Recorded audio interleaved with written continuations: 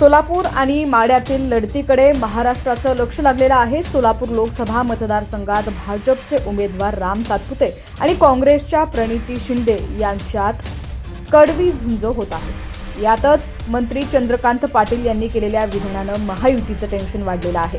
भाजपसाठी सोलापूर लोकसभेची निवडणूक थोडीशी कठीण आणि माढ्यासाठी पण कठीण असल्याचं वक्तव्य चंद्रकांत पाटील यांनी केले। तसंच कार्यकर्त्यांना कामाला लागण्याच्या सूचनाही चंद्रकांत पाटील यांनी दिलेल्या आहेत। सोलापूर लोकसभा मतदारसंघातील मंगळवेढा शहरात चंद्रकांत पाटील यांनी आमदार समाधान अवताडे आणि माजी मंत्री लक्ष्मणराव ढोबळे यांच्यासह कार्यकर्त्यांच्या भेटीगाठी घेतल्या।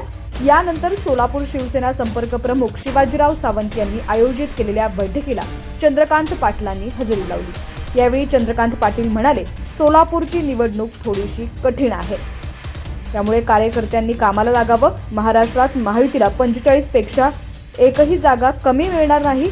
ज्या 3 जागा अडचणीच्या वाटतात त्या देखील मिळवण्याचा प्रयत्न करू। लोकसभा 2024 तसंच राजकीय घडामोडी पाहण्यासाठी HPN मराठी न्यूज चॅनलला सबस्क्राईब करा आणि बेल आयकॉनवर क्लिक करून नोटिफिकेशन्स मिळवा, जेणेकरून आमचे अपडेट्स लवकरात लवकर तुमच्यापर्यंत पोहोचतील।